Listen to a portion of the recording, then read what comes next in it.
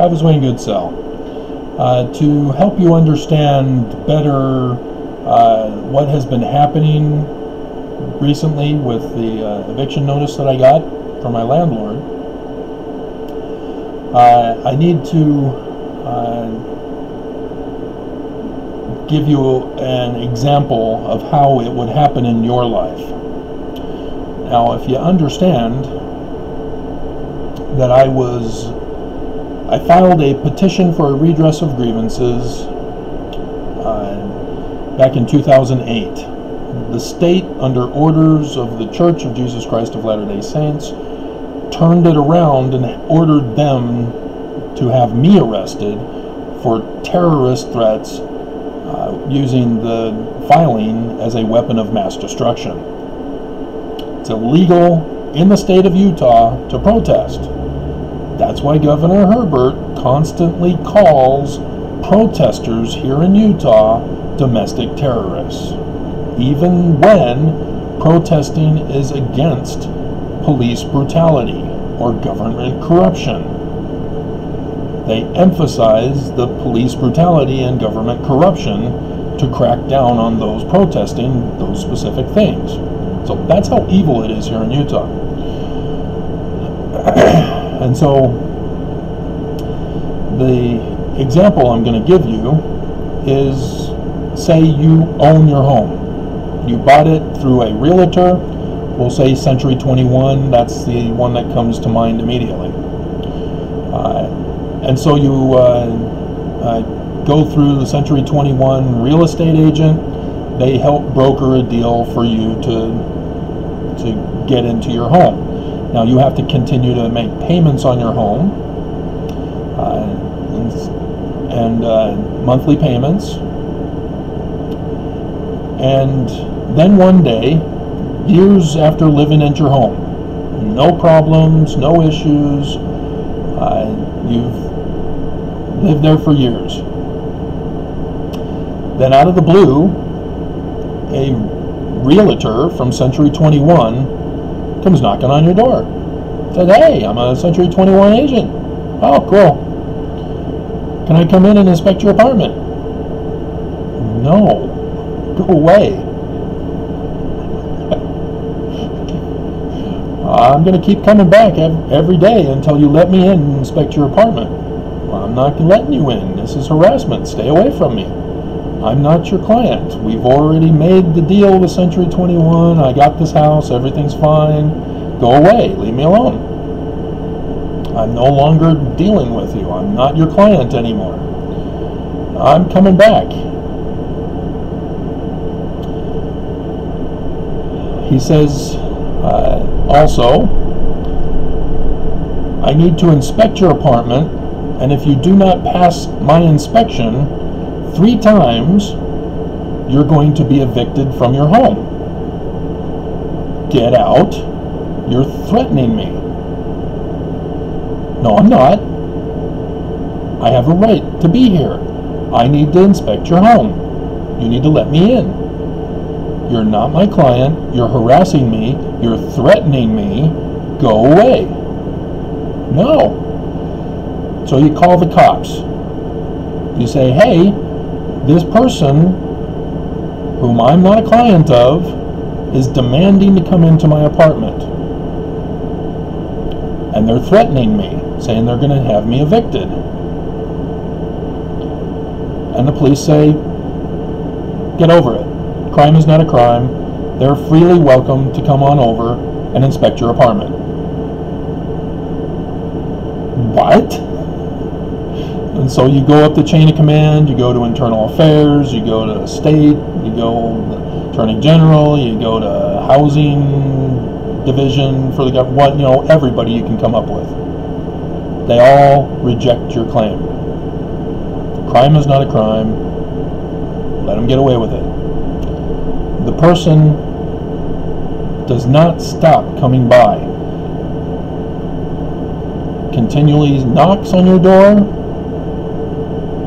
wanting to get in. You continue to turn them away or try to ignore them. They hang outside your apartment, your home.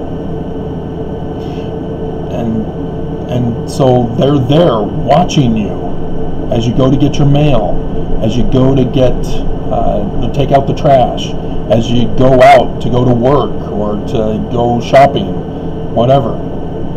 They're there when you come home. They're there when you leave. They will not leave you alone. Over time, you're eventually able to wear them down so that the one person leaves, but then another one replaces them, and they come and do the same thing. And you have to go through the whole thing all over again. And this happens about 5 or 6 times. That's the scenario that I'm dealing with. The people that got me into this apartment are not my client anymore. Haven't been for years. And they're doing exactly what I talked about in the hypothetical example in your life. And so the landlord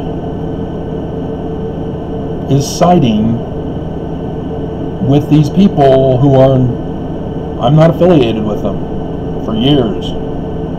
They got me in years ago. 4 years ago. And that was it. That was the last of them.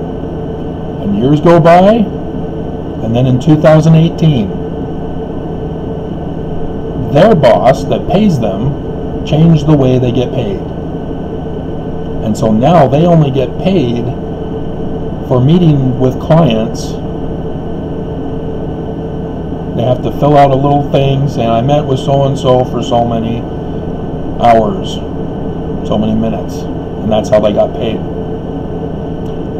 And so they burst into my life again, saying, hey, we want to come in, inspect your apartment.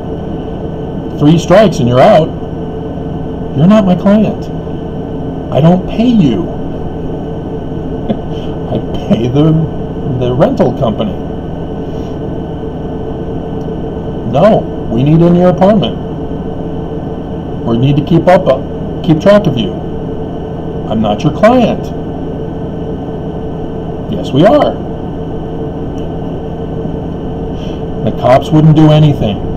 I've done the videos where I'm calling 911, and the 911 operator is saying, I can only notify the West Valley City Police. But the West Valley City Police are who I'm calling 911 on.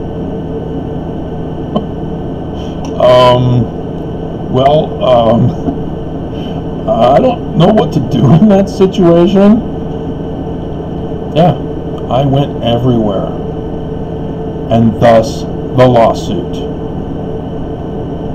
Because it wasn't just the landlord situation with this old realtor, as we'll call him,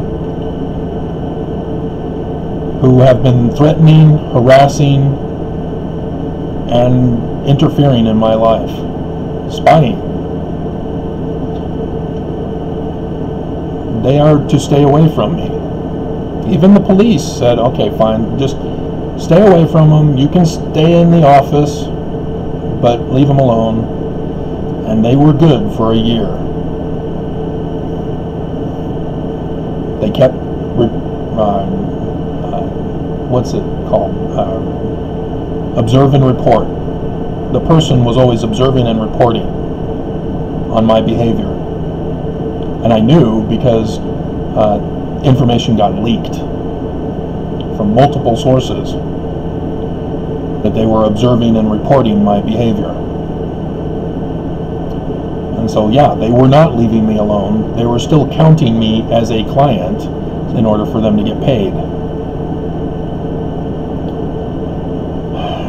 And so, yeah, Thursday, the 12th of March, 2020, the person who had been told by the police to stay away from me decided not to stay away from me. And he threatened my life. I am not your client. Then get out of here. You have no authority. I'm not your client. You're threatening me. Yes, I am. Get out. So I went and got my camera, did the video, and you can hear what I say, and then his little dismissal of me. He refused to answer my questions. Did you threaten me? Can you repeat the threat? You've been told I am not your client. You were told by the West Valley City Police to leave me alone and stay away from me. So Friday the 13th comes along, and the landlord says I called him a Muslim terrorist. I had the video proof that I didn't. I informed her that I had video evidence. The other tenants, plural, were all telling me that the landlord came and was saying questions not about what happened, but has Travis ever. They were purposely looking to get me evicted. I had already filed the lawsuit the previous year, 2019. They were listed, both Percy and the landlord and a whole bunch of other people involved, as well as the church. But we're talking about the landlord situation because that's pertinent for this week.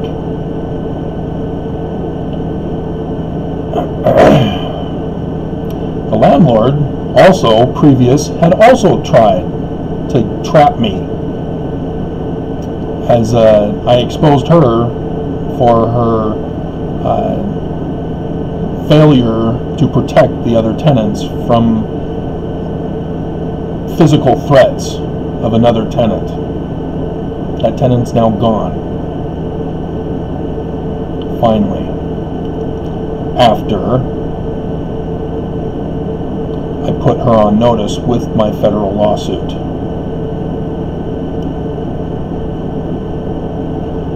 Because the church lawyers realized that their client was getting in trouble.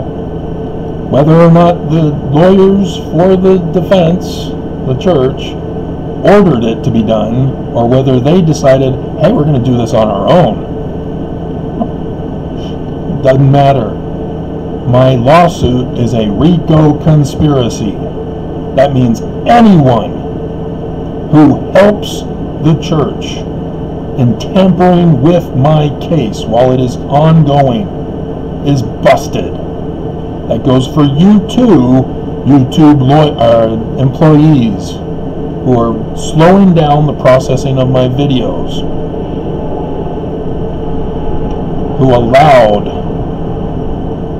the landlord to, or someone else, could have been the lawyers, because I see that people are now waiting 24/7 to watch what I post on YouTube now, because I know I'm going to post something sometime, and here it is. This is it. And so yes, they will be watching, because they're laying in wait, which is a crime in and of itself. To lay in wait to commit a crime. The scriptures even have something on that. Laying in wait to catch people in wickedness. It's a crime. And so that's the situation that I've had to deal with. Nobody will leave me alone. Nobody will just let me live my life. And that's the thing that Mormons are not getting. If they just left me alone, I would have gone on with my life and ignored them and done my own thing. Yes, it would have been completely destructively damaging to the church, because I deciphered Paleo-Hebrew. I deciphered Egyptian petroglyphs. I was making connections with the Bible, and now I've got the whole thing set up, the whole theory, that the Bible stories, Old and New Testament, were written by looking at the petroglyphs in Egyptian, and in some cases Assyrian documents. Esther, for example, and potentially Jonah, as I was going over that yesterday when I talked about it in a video. But yeah, I would have lived my life. I wouldn't have been disappeared from society. I don't know what would have happened financially because I was being ruined, but again, if nobody attacked me, I wouldn't have been in that situation. My parents wouldn't have done what they did to me. My first wife wouldn't have done what she did to me. The bishops that I've had would not do what they did to me. And so, yes, if everybody chose the right in their treatment towards me, I would not be in this situation. But here I am, fighting for my very life as I am being threatened with death because they don't like it that I want to be left alone. And I would not have studied church history, at least not this early, the end of 2017.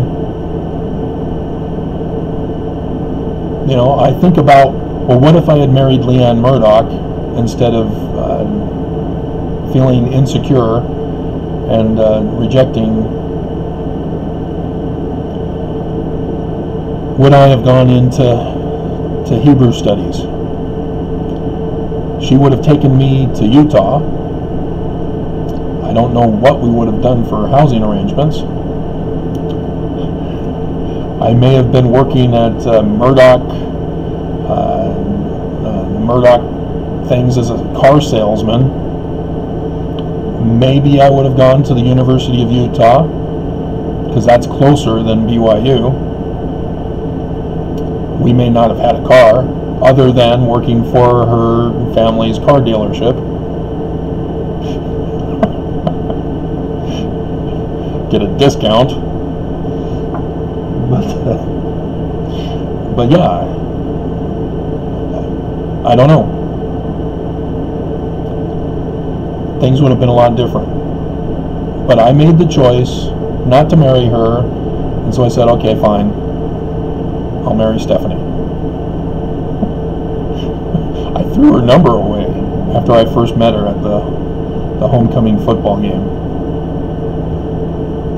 I was just in one of those moods, and she gave it to us because I met in the MTC down in Provo. It's a group of guys that have bunk beds. So there's like 3 or 4 bunk beds in an apartment with a public shower for all of the residents, the missionaries. And so it was Baxter was my companion there in the MTC, and he came out with me to New York, and then I ended my mission with him for that last month. But one of the other guys that was also there in the MTC, I saw him at Rick's, and so while he saw me, I was walking by the ticket office as he was in line to get tickets for the game, and said, hey, why don't you come get tickets with me? All right. I paid for it, I guess, with my tuition. It's free for me, so okay.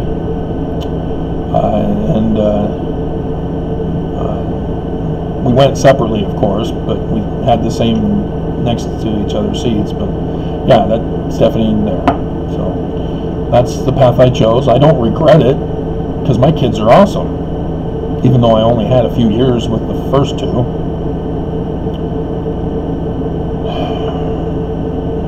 Being a dad was easy. I don't know why women complain. Stop trying to control your kids and teach your kids. The kids love it when you teach them. They love to follow your example. Melissa and Clayton. Clayton was 1, Melissa was 3. Stephanie and I were in the living dining room area. I was watching TV. She was I guess she was in the other chair, I guess, watching TV with me, but she was like crocheting or whatever.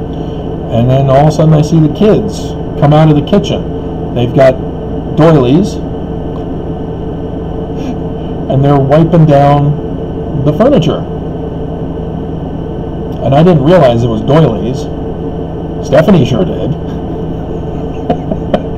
And she freaked out. What are you doing? And the kids are like, oh. The kids never took the initiative to dust ever again,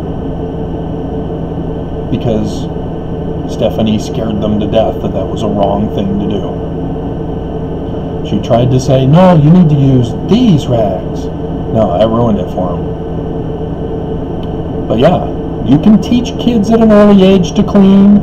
You can teach kids at an early age, and I'm talking 1 year old, if not earlier.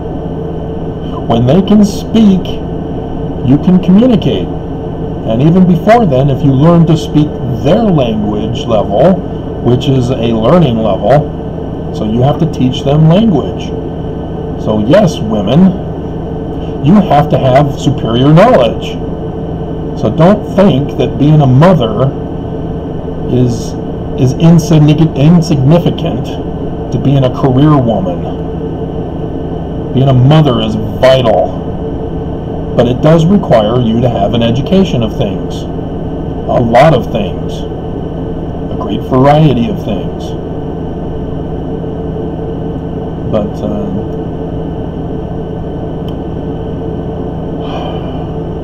yeah, I chose my path to find out how Joseph Smith did his work. And for that, everyone in Mormonism has attacked me and wanted to destroy me. I chose the right. Mormons chose the wrong.